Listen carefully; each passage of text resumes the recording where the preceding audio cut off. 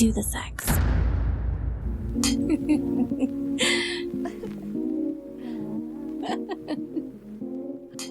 Today's locker room talk and shots topic is age play, from daddy and mommy doms to little girls and everything in between. What the fuck are littles and age play all about?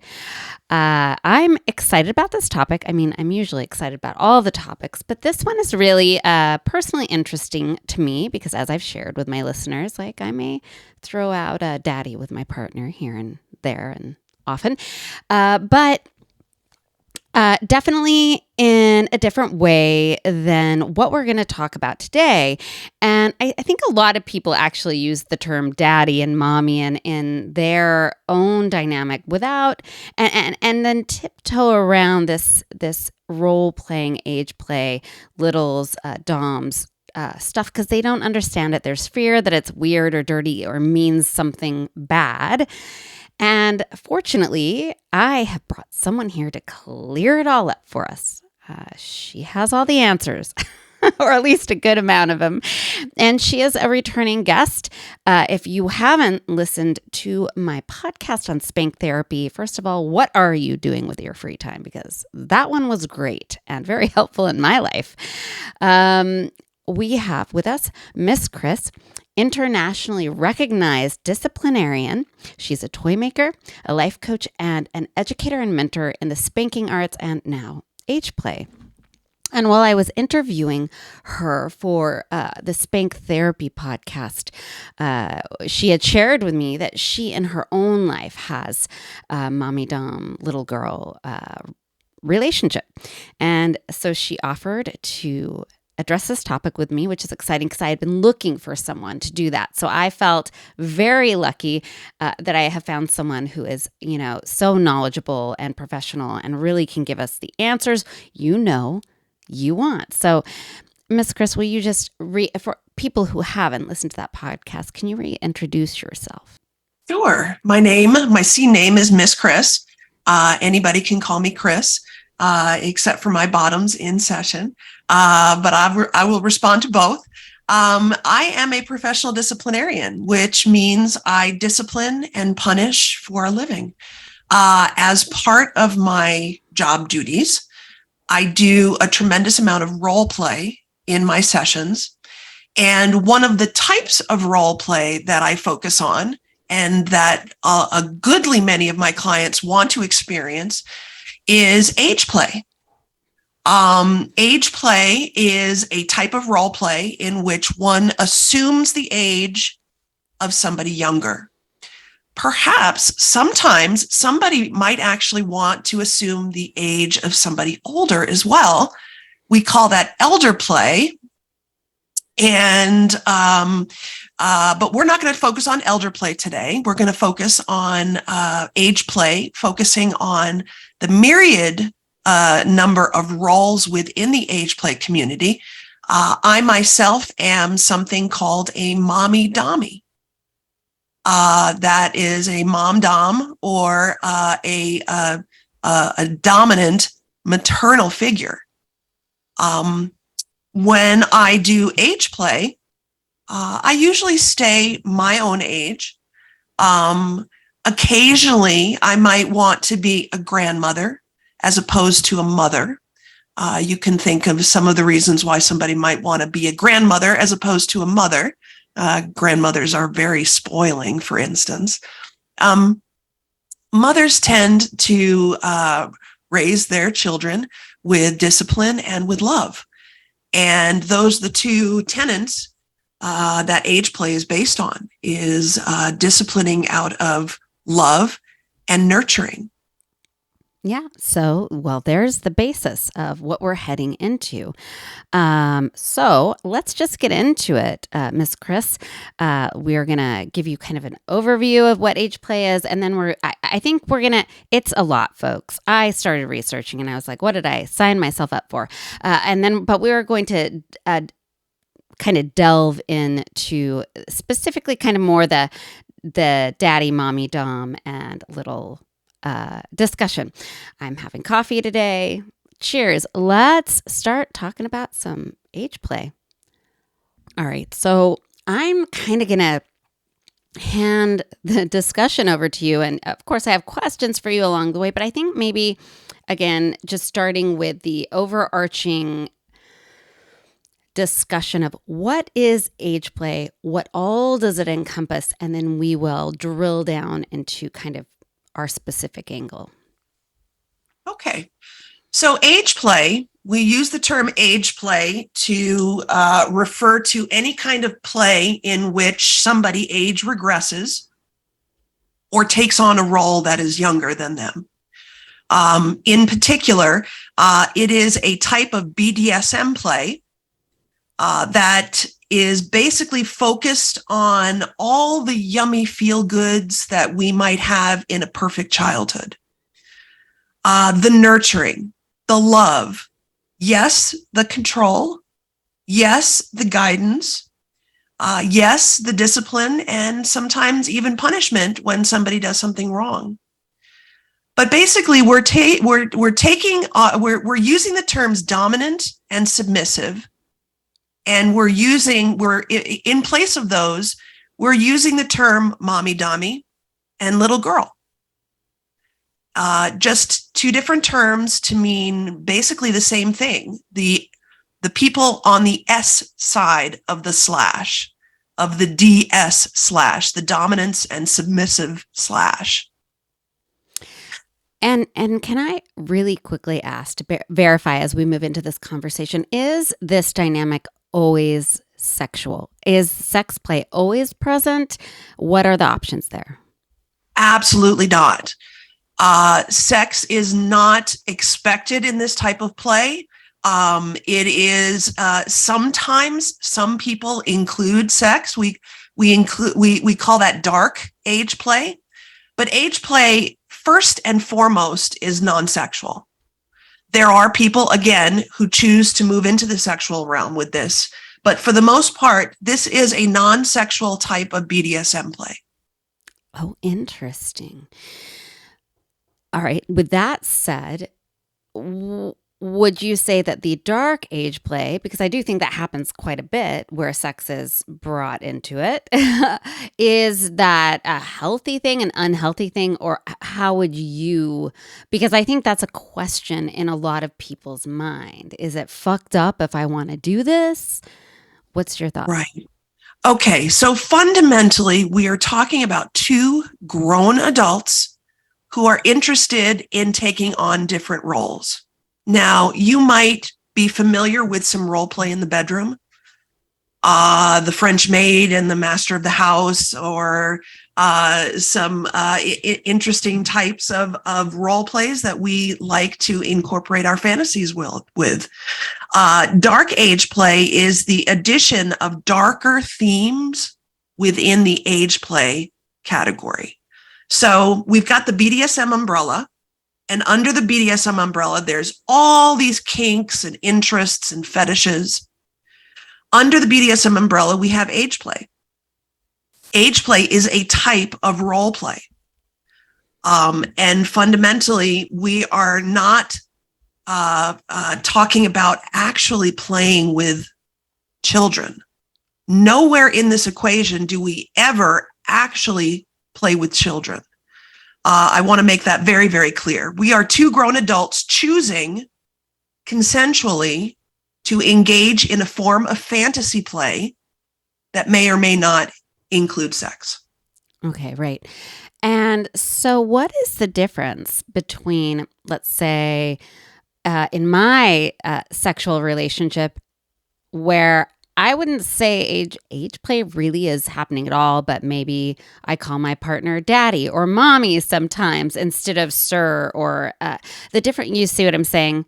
The difference between that, calling your partner daddy, mommy, sir, what there are different different BDSM names, versus when someone's calling their partner daddy and now we're into age play. Where is there a clear line? Is it a blurry line? What are your thoughts on that? It's a relatively blurry line. I know some people who describe themselves in various ways. They might describe themselves as a sadist, in which case we know that person likes to inflict pain. Okay. We might hear the term top be thrown around. Top is a purely physical role that somebody on the dominant side takes when they just want to be the top. We're not talking about any control, any emotion, or anything like that. The term master kind of goes with the term slave. And again, we're talking about a different subset of people here. All these definitions have slight variations when it comes to intent. When we come to a term like mommy dommy or daddy dom, we see the dom in both terms, mommy dommy, daddy dom. We look at the dom and we say in our heads, dominant. Okay, this is the dominant person. This is the one in control. This is the one doing. Okay. The opposite side of that, daddy dom, is little girl or girl. Mm-hmm. Mommy dommy can be little boy, little girl. For the purpose of this conversation, we will focus on girls here.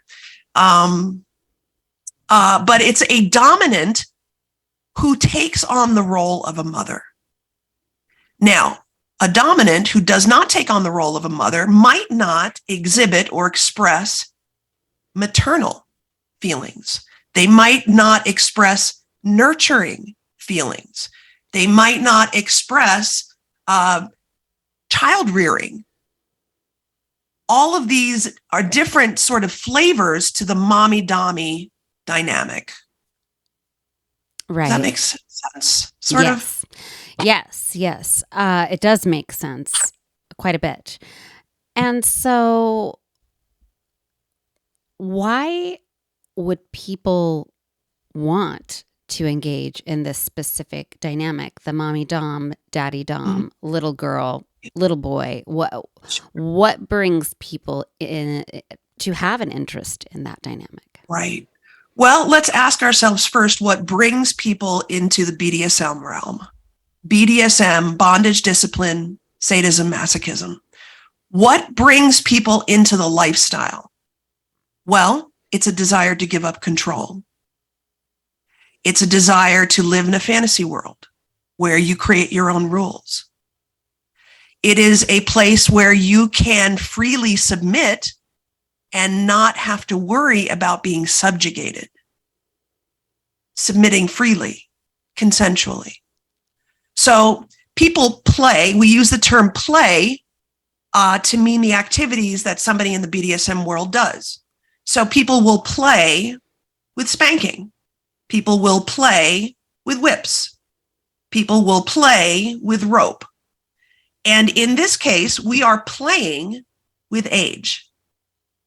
And we're literally playing with the parameters of somebody who might be younger. Right. And so what would bring people to that would just be whatever their need is within whether wanting to relinquish control or take control and how that makes them feel. Right. Specifically, the age play community takes all of the good stuff that you get from dominating, and you add that maternal or nurturing component to it. So I like to ask people, do you like being taken care of? If the answer is yes, how do you like being taken care of? That question will tell you about what age you identify with. Let's say that you're a college age kid, which is younger than your biological age, because that is age play as well. Because remember, we're playing with any roles that are younger or age regression from your chronological age. So we look back at your chronological age at different points in your childhood. What are your needs as a child when you're 15? Well, you might need someone to provide you the food, the shelter, the rules, Okay. And you might need somebody to then discipline you should you not be doing what you were supposed to be doing as that kid. That makes sense. Yeah. Yeah. So, what are some of the things that happen during these kinds of scenes? I want to start with scenes and then move into more of, okay, now when this expands into a relationship, what does that look like? But let's start with a scene. And for listeners who are new to this, a scene is an agreed upon set of time, maybe an hour, 2 hours, where two people come together with a plan for what their play, sexual interaction, or otherwise is going to entail. Feel free. My definition is, I'm surely not as good as one that you could give. But I would like to start there with what happens in age play during a scene with someone else. Okay. So let's take an example. And I have got a 24/7, 365 relationship, mommy-dommy relationship with my wife. Her name is Jenny. And we started doing age play very, very organically, way, way back around 15 years ago when we first met. And our scenes would involve the following. She tended to identify most with around the age of 8. In her head, she wanted a mommy who would take care of her, who would love her, who would read her stories, who would play dolls with her, who would make her favorite foods for her, tuck her into bed, and yes, spank her when she's misbehaved. So this might be a typical scene for us. And as mommy dommy, I'm the one in control, and I treat her like she's 8 years old. We have a non-sexual age play relationship. So sex doesn't ever come into our scene play. So what we mostly focus on is Little's activities that we can do together. Age appropriate Little's activities. So again, story time. We play a lot of games. We watch a lot of kids' movies. We do a lot of Disney. We do Build-A-Bear. We will basically do just regular activities as if she were an 8-year-old. For her, it's a real mental vacation. Being able to express your inner child, being able to tap into your inner child is amazingly stress releasing. Not having to worry about your daily life, your daily struggles, having to take that mental vacation where all you have to do is worry about being an 8-year-old. You don't have to worry about any of the adult things that's got you bothered. It is literally a mental vacation. It's like reading a book. You create these characters in your head and you follow the characters on a storyline. In this scene, we create our own characters. Her character happens to be 8. My character happens to be mom. And we just pretend as if we're mommy and daughter. And what do you get out of it as a mommy dom, or would a daddy dom get out of it, out of curiosity? Right. Well, me personally, I don't have any biological children. That was a choice that I made a long time ago, and I've had to be okay with that. But there is something missing. I have identified that there is an experience missing in my life, that of having a child. However, I have got lots of littles, and I can parent them. I can rear them in the space of our scenes, in the space of our dynamic. So that sort of tickles the mommy gene in me, and it makes me feel like I'm helping somebody grow and evolve. And do you have littles that want the sexual part of it as well? I'm sure I have littles clients who would like a more sexual session. I do not offer any sexual services in my list of services that I offer. So that's not really on the table. As far as my personal submissives are concerned, none of my personal submissives are sexual. Right. At least they're not with me. But if I were to be a sexual age player, a dark age player, I wouldn't have any problems incorporating that, because again, we're two grown adults. We are both consenting adults, and we're just choosing to play pretend. Right. I guess that's kind of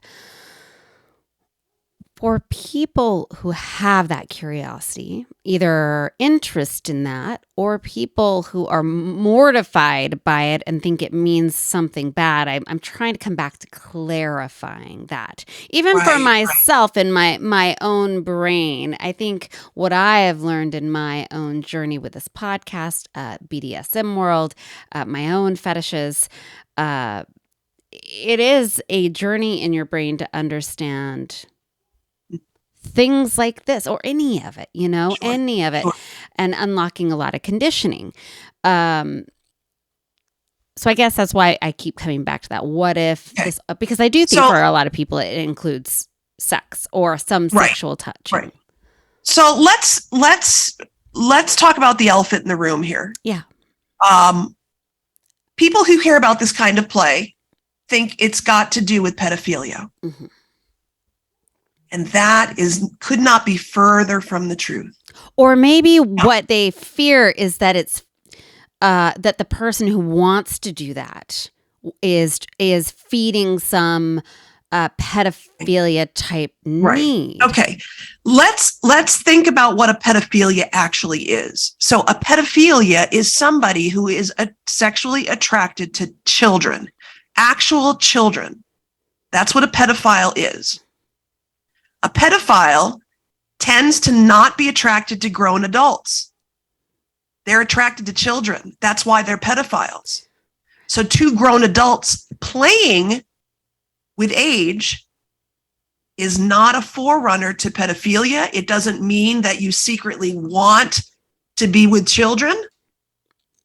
There's a very clear definition. Pedophiles are attracted sexually to children. We are not children. We are grown adult acting like children. And there's a huge difference between that. Right. Absolutely. That does make sense, because most often the people who are playing at this, don't even look remotely like children. Not at all, right? Not at all. Not at all. Not at all. Not childlike at all. I also liken this to actors. Pretend you're an actor and you got a role that you played a pedophile. Would acting as a pedophile make you a pedophile? Yeah, no. The actor who plays a pedophile does not absorb any of the pedophile traits. It is literally a role, a make-believe role that they are playing in the actor's instance to get paid. But in our instance, it's to have fun. We're just taking on a role just like an actor. Right. And I think very little difference. I think if you also think about, and it seems interestingly enough, more well accepted is, I think they call it, and you might know the name for this a little bit better, the consensual, non-consensual sex. So people who want Exactly. to act out being forced. And this is, or some Exactly. people even just call it primal, which is, but. No, primal is totally different. Okay. Primal is different than consensual non-consent.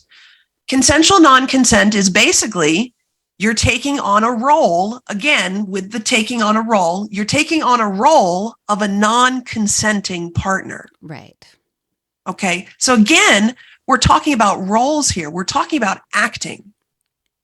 Right. And so I think I do think the whole non-consensual role play, being forced, wanting to be kind of forced or like severely forced,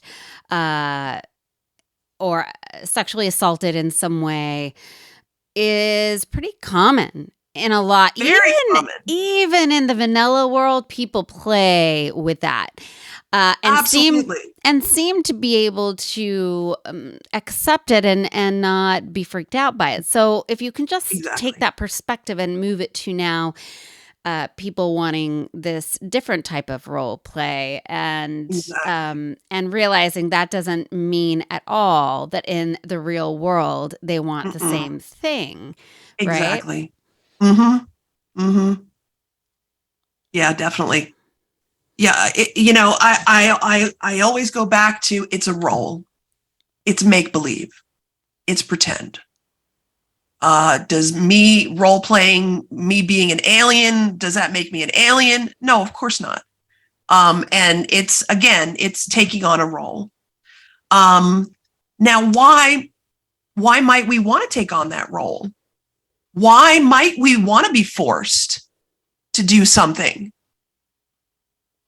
That's a big, interesting question. It comes up very frequently in because I'm a professional spanker.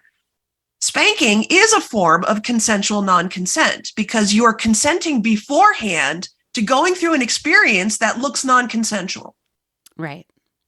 Right. And I think then I guess the next question would be is, and again, let's go back to the fact that age play doesn't always include sex, which I guess I hadn't, before we got into this conversation, I hadn't wrapped my mind around that totally, because I've seen it mostly in that vein.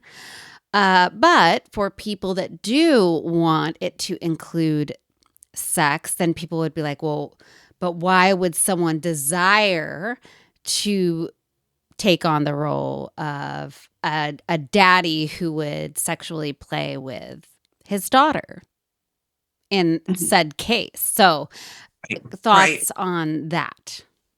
Taboo. The term taboo is applied to anything that we as a society doesn't deem right.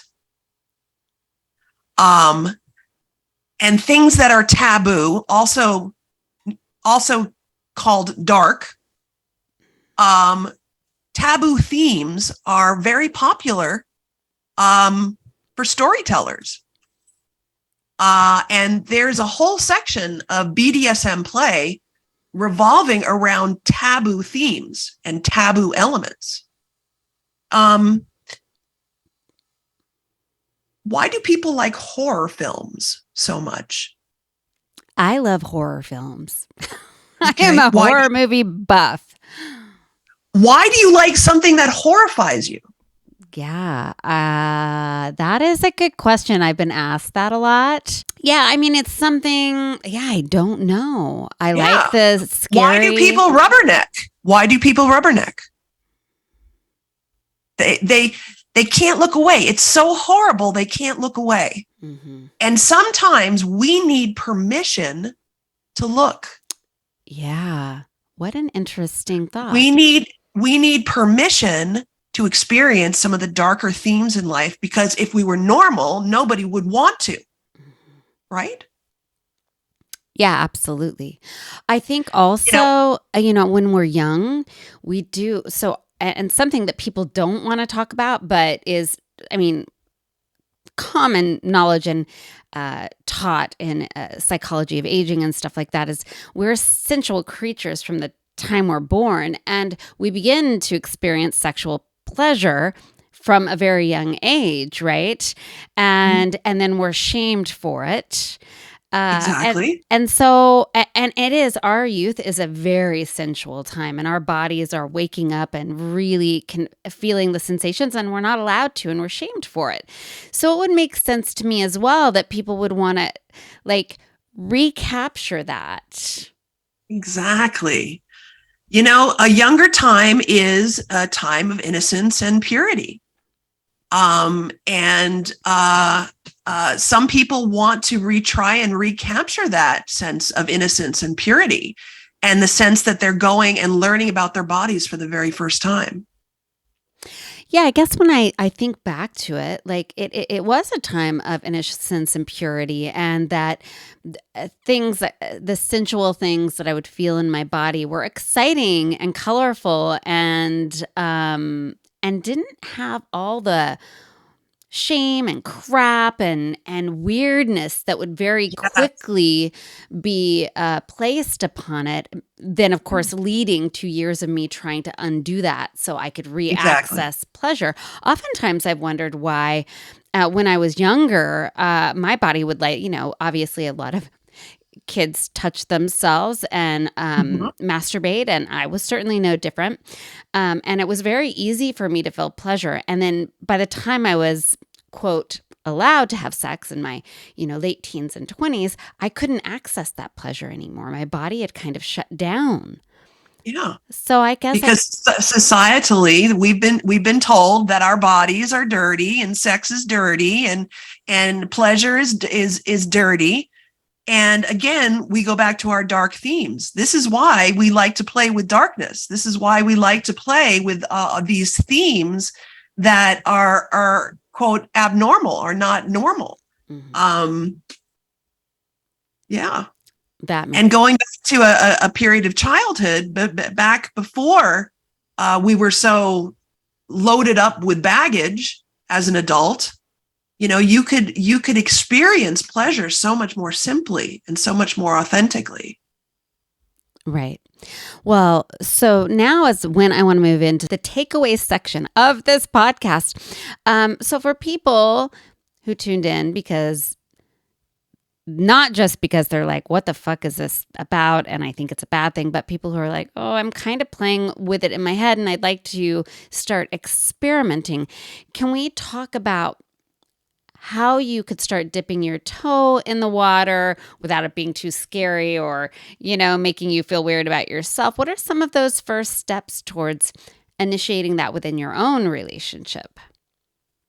Well, the first thing that you have to do is converse about it. You've got to have a conversation that these are some of the things that I want to move into. Once you're both on the same page that, hey, this might be something that we want to try, I would definitely start with a small scene. You don't have to know anything. You don't have to be any approximate age or anything like that. I would encourage people to do a little storytelling. Take on a character, take on a daddy dom, take on a mommy dommy, and just talk a scene out with the little. You'll find out a lot more information about what they're after, and you can tailor their age play to according to their age-ish, their expressed age. So figuring out the age first might be important, would you say? I would, absolutely. People ask me how do they figure out their general age? And first of all, your non-chronological age can change at any time. You can wake up feeling 5, the next day you wake up feeling 12. It's not a static thing. But some people do settle into an age range. And usually it's based on activity. What activities do you really like doing? So if, let's say, you wanted to get more involved in age play with your partner, I would have a discussion about roles, and I would have a discussion about activities. Is there something that you really loved to do when you were a kid? I would start there. Do some people go, and so I'm wondering if this is a different kink or if it's in the same umbrella of age play. I've seen things that include like diaper play and stuff like that. Do some people go to that place? Absolutely. Age play includes everybody from birth all the way up to as old as you want to play. And there is a subset of age players called ABDLs, and that stands for Adult Baby Diaper Lovers. And that is a subset. That's again, we've got the BDSM umbrella, and then we've got a niche over here for age play. Within age play, you've got a lot of different subsets within that. So we're talking about ABDLs, and something that a lot of people squicks a lot of people out is pretending to be a baby, infantilism. And you have to understand what a dynamic, a mommy-dommy infant dynamic might look like. It's going to be a lot of diapers. It's going to be a lot of changing. It's going to be a lot of nurturing, a lot of love, not a lot of language. The age player doesn't have to speak, doesn't have to do anything. Mommy dotes on him all day long. Mommy feeds him, changes him, puts him down from naps. All he has to do is be a baby. Oh, it's like almost like the ultimate like break from adulting. Reality, exactly. The ultimate break from reality. Why would you want to be a baby? Well, having somebody dote on you hand and foot, give you whatever you wanted whenever you wanted it. That sounds pretty good to me. I don't even have to worry about my bodily functions. Mommy takes care of that for me. So it's a very, very, you are relinquishing all of your control. You're relinquishing control of your language. You're relinquishing control of your body. You're definitely relinquishing control of your mind, because babies don't really think. They just react. Right. Somebody who was denied love, denied affection, somebody who was somebody who wasn't parented very well, somebody who didn't have any discipline growing up, had no boundaries. These types of people might really, really love the feeling of what being a baby is all like. And of course, for people like me, mommy dommies, who never raised a child on my own, taking care of a baby is very sweet. It's a very sweet and nurturing form of play that just makes me feel good. Right.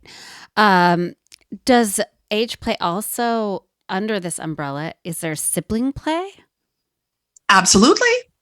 Absolutely.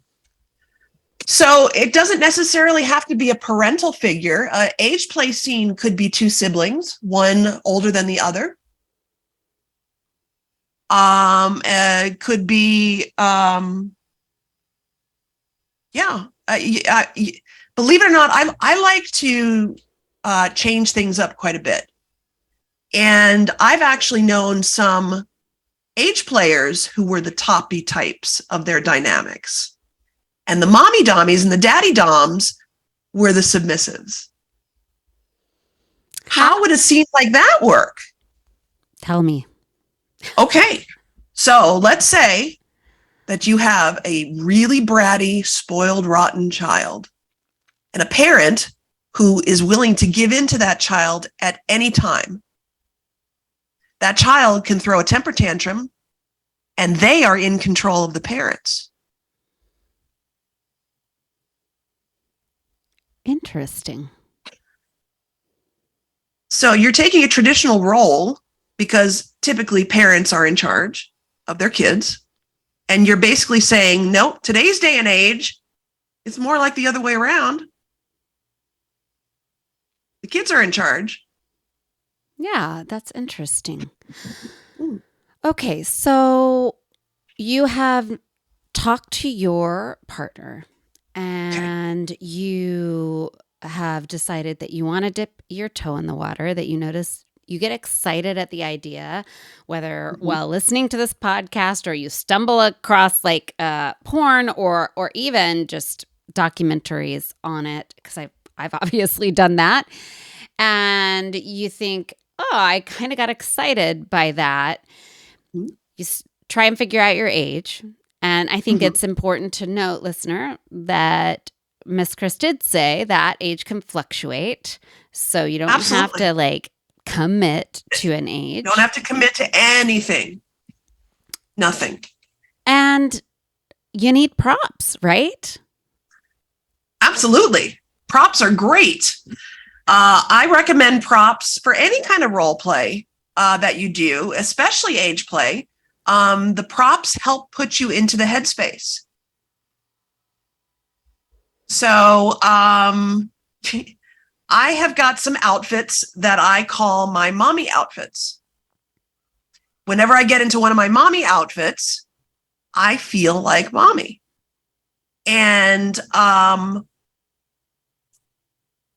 the accoutrements, let's say that I've got a baby of a client.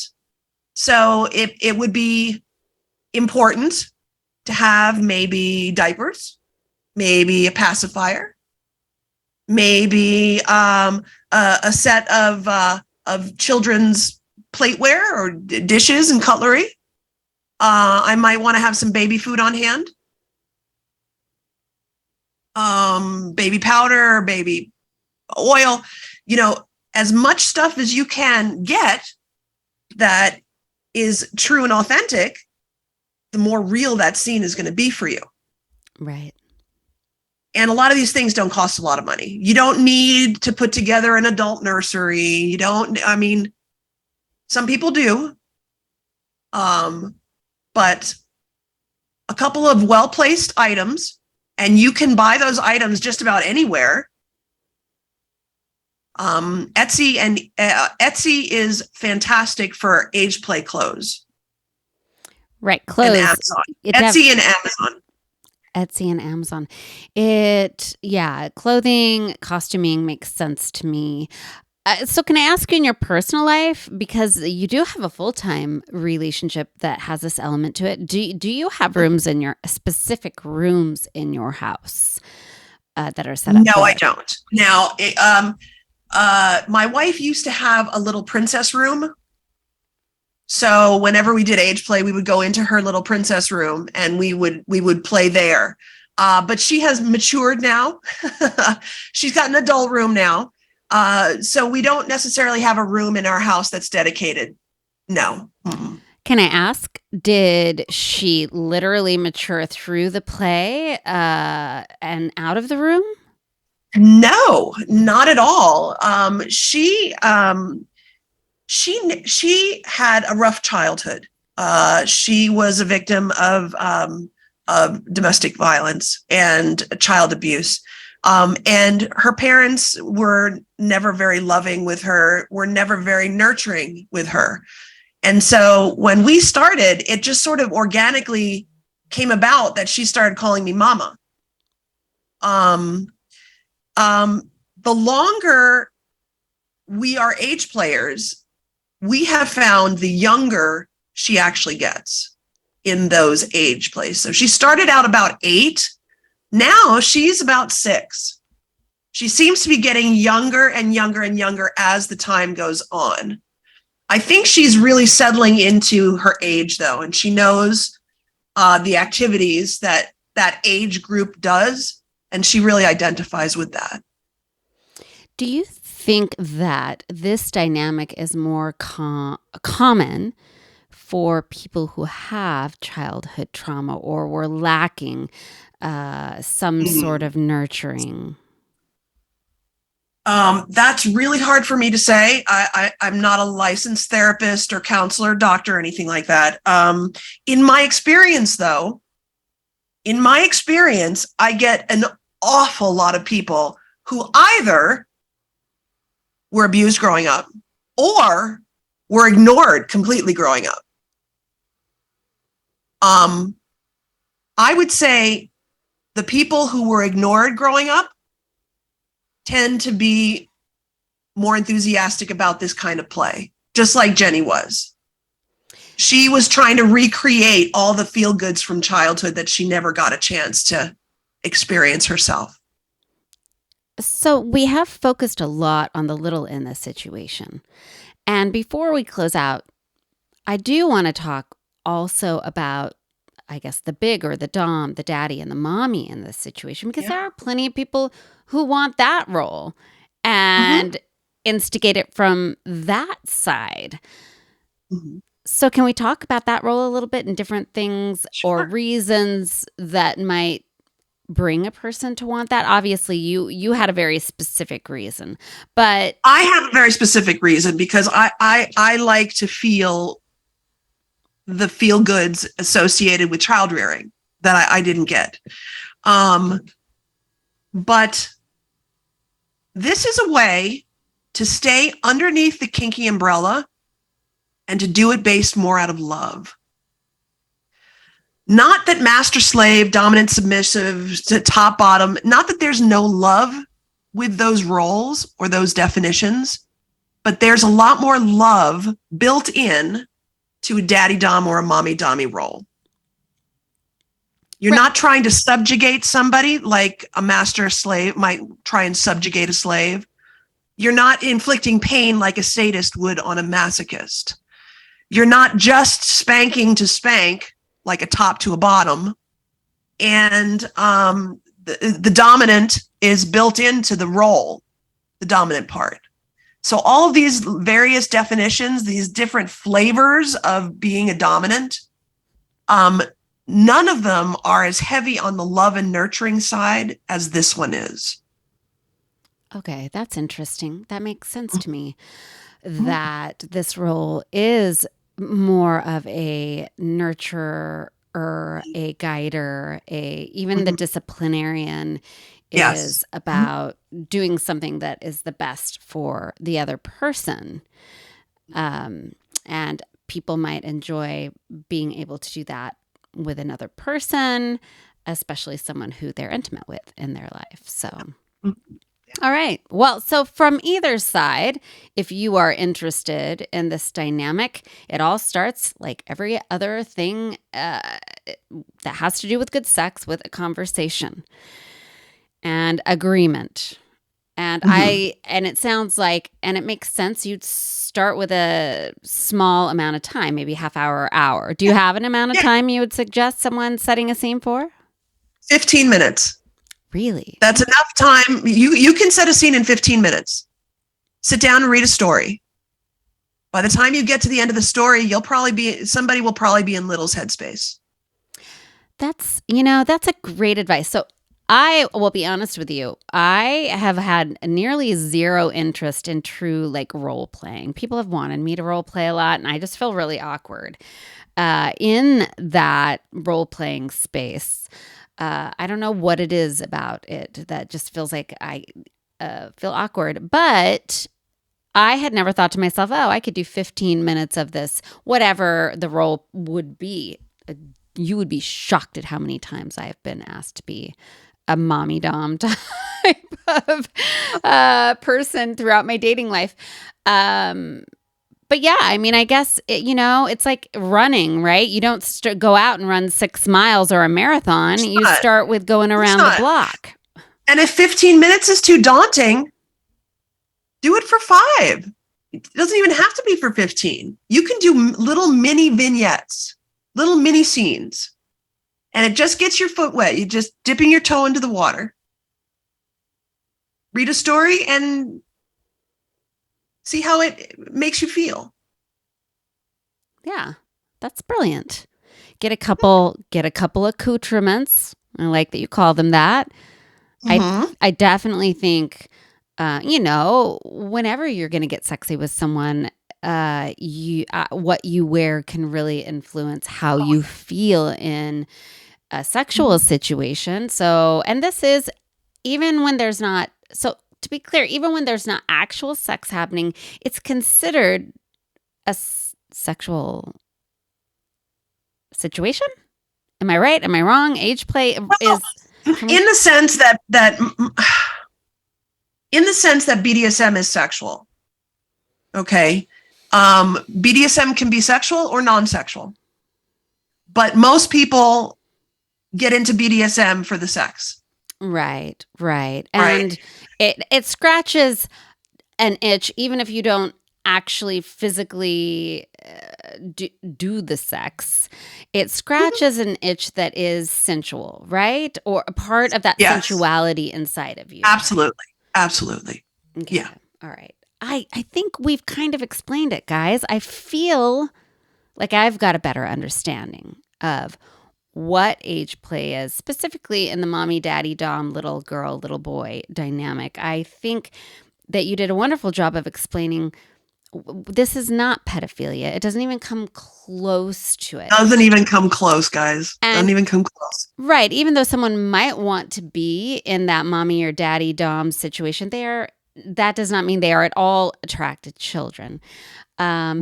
But I think also I can see how someone might want to regress to certain ages and have that experience. That, I can wrap my at this point in my podcast career, I can wrap my mind around a lot, but I think you did do a great job of shedding some light on it. I think also you've got some great tips to, if you want to give it a try and see what it's like, to starting it. And maybe if you're afraid to bring it up to your partner, start with this podcast. Sit and listen to this podcast with them. You can shut it off right before this section and discuss, hey, this sounds kind of funky and funny. Want to try it out, So is there anything you want to add before we wrap it up? I don't think so. I think we got most of the points. I'm kind of proud of us. I went into before we started recording this podcast, I said to Miss Chris, I'm like, this feels big. This feels really big. And there are a lot of different, elements to age play and roles and stuff like that. But I feel like this was a great 101. Yeah, definitely. Thank you for illuminating me and my listeners. I think this is, enlightening, and also could give my listeners some new options to spice up their life. Give it a try. How can my listeners find you? Okay, I am on Twitter. I'm most active on Twitter. You can find me at Dominatrix. There on FetLife, which is a kinky social networking website for BDSM enthusiasts. It's just Miss Chris, no space. And my website is misschris.com with an extra S, MISSSCHRIS.com. Shoot me an email. Contact me through my website if you have any questions or if you need more information. And I'll be happy to answer any questions for you. If you don't have questions, you are not listening. And of course, I will put all of Miss Chris's information in the notes of this podcast. You guys know where you can find me. I am on Facebook and Instagram, She Explores Life, Locker Room Talking Shots. You can find me on my personal Instagram at Being Benedetti. Head over to TikTok, please. Join me there. My account's pretty suppressed because of the stuff I like to talk about, but feel free to find me and talk to me there. It's Locker Room Talk Podcast, and you will find me here every week with awesome guests like Miss Chris. So thank you for joining me again. I love these conversations. Me too. Thanks for having me. And until next time, listeners, I will see you in the locker room. Cheers.